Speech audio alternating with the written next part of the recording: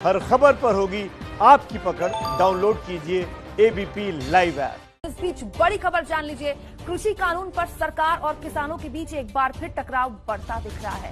सरकार का लिखित प्रस्ताव खारिज करने के बाद किसानों ने देश भर में बड़े आंदोलन की चेतावनी दी है। सवाल ये कि सरकार किसानों को मनाए तो मनाए कैसे। शनिवार से दिल्ली की घेराबंदी बढ़ाने का ऐलान किसान कर चुके हैं। टोल टैक्स नहीं देकर हम विरोध का ऐलान करेंगे, ये किसानों ने कल ही कह दिया। हमारी पहले दिन से यही डिमांड है कि ये जो तीनों बिल थोपे गए इनको रद्द किया जाए। इससे कम कोई भी हमें स्वीकार नहीं होगा। आगे जितने दिल्ली के रास्ते रहते हैं उसको बंद कर देंगे, एक दो दिन में सभी रास्ते बंद कर देंगे। कृषि कानून पर और बढ़ा केंद्र किसानों का टकराव। जिद पर अड़े किसान, खारिज किया सरकारी प्लान। और बढ़ेगा किसानों का दिल्ली दंगल। किसानों को अब कैसे मनाएगी सरकार। किसान आंदोलन के 14वें दिन नाराज किसानों को मनाने के लिए सरकार लिखित प्रस्ताव लेकर आई, लेकिन प्रस्ताव पाकर किसान और भड़क उठे।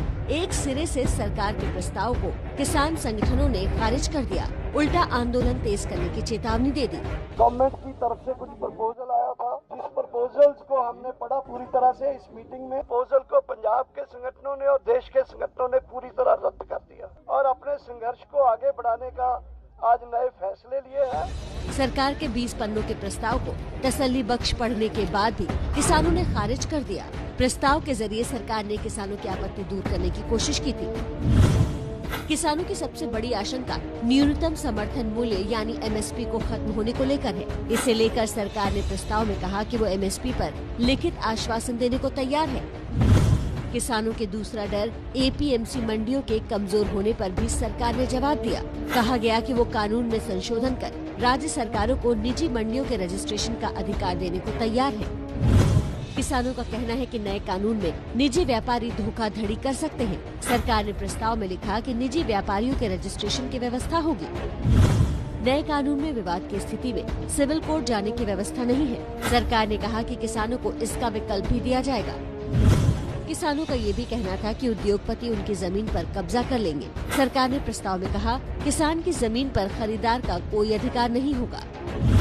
किसानों को ये भी लगता है कि नए कानून में उनकी जमीन कुर्क हो सकती है। सरकार ने कहा कि वसूली के लिए जमीन की कुर्की नहीं हो सकेगी। किसानों को बिजली संशोधन विधेयक पर भी आपत्ति है। सरकार ने प्रस्ताव में लिखा किसानों के बिल भुगतान में कोई बदलाव नहीं होगा। पराली जलाने पर जुर्माने को लेकर भी सरकार ने भरोसा दिया कि इसका उचित समाधान किया जाएगा, लेकिन सरकार के इस प्रस्ताव को किसान संगठनों ने गोलमोल बताते हुए नकार दिया।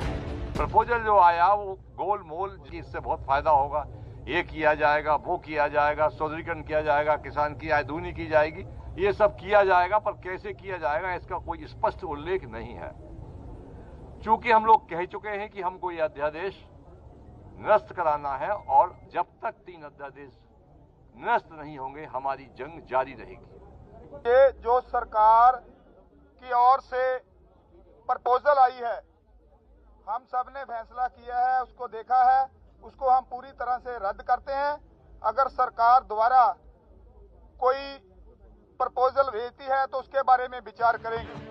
सरकार के प्रस्ताव खारिज होने के बाद केंद्रीय कृषि मंत्री नरेंद्र सिंह तोमर ने गृह मंत्री अमित शाह से मुलाकात की। दोनों के बीच करीब 2.5 घंटे तक बैठक चली। इस बैठक में रेल मंत्री पीयूष गोयल भी मौजूद रहे। बैठक में प्रस्ताव के नामंजूर होने की स्थिति पर चर्चा की गई। हालांकि बैठक में इस बात पर फैसला नहीं हो पाया कि सरकार अब दोबारा किसानों को प्रस्ताव भेजेगी या नहीं। वैसे अब तक सरकार का रुख यही रहा है कि वो कानून में किसानों के मुताबिक बदलाव को तैयार है, लेकिन कानून रद्द करना रास्ता नहीं है। कोई लेजिटिमेट मांग है, उनकी कोई आशंका है, उसको दूर करने के लिए हमें कुछ और करना है तो हम बिल्कुल करने को तैयार हैं। ये तो बार बार स्पष्ट किया गया है। लेकिन अगर ये कहा जाए कि तीनों कानून को समाप्त करोगे तभी कुछ होगा, तो मेरे ख्याल में इससे हम उचित नहीं मान सकते। ऐसे में किसान संगठनों ने पहले ही साफ कर दिया था कि वो कृषि कानून के रद्द करने के अलावा किसी मांग को नहीं मानेंगे। उन्होंने कहा कि देखिए गलती हुई है और गलती हुई है तो हम मिल बांट के आपस में इसका सुधार कर सकते। हम लोगों ने फिर भी मना किया और साफ कह दिया कि हमारी डेडलाइन है एकदम 3 अध्यादेश पूरी तरह निरस्त हो और एमएसपी पर क्रय करने की गारंटी का कानून बनाया जाए। सरकार का प्रस्ताव खारिज कर किसानों ने एक बार फिर साफ कर दिया है कि वो न झुकने के लिए तैयार हैं, न पीछे हटने को। अब किसानों ने अनिश्चित काल के लिए धरने की चेतावनी दी है। इससे पहले 12 दिसंबर तक जयपुर दिल्ली और दिल्ली आगरा हाईवे को जाम करने की चेतावनी दी गई है।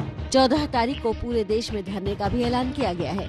14 तारीख को पूरे देश में धरने प्रदर्शन किए जाएंगे। धरने के साथ साथ जो दिल्ली के इर्द गिर्द के प्रांत है, उत्तराखंड, यूपी, पंजाब, हरियाणा, मध्य प्रदेश, राजस्थान, ये एक दिन के लिए दिल्ली चलो की काल देते हुए धरने लगाएंगे।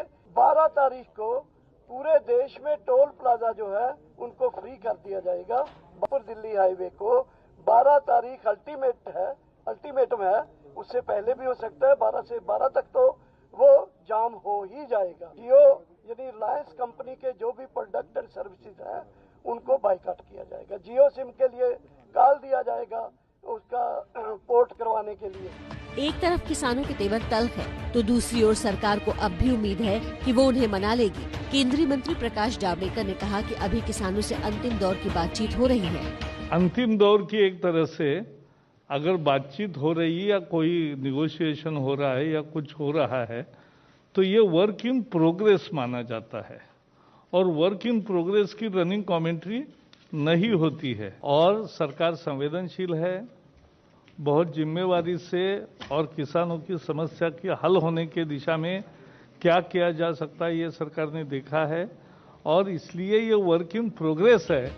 लेकिन सवाल ये है कि हर गुजरते दिन के साथ किसानों का रुख पहले से ज्यादा सख्त होता जा रहा है। ऐसे में सरकार के पास क्या रास्ता बच जाता है? किसानों की मांग एमएसपी से शुरू होकर कानून रद्द करने तक पहुंची और अब कानून रद्द करने से आगे निकलते हुए एमएसपी पर कानून बनाने की बात तक पहुंच चुकी है। हालात बिगड़ते देख खुद गृह मंत्री अमित शाह ने कमान अपने हाथ में ले ली है। अब इंतजार है तो सरकार के अगले कदम का। देखिए, जो सरकार का किसानों के मोर्चा है सरकार के खिलाफ, वो विपक्ष के लिए कैसे मौका बन गया है।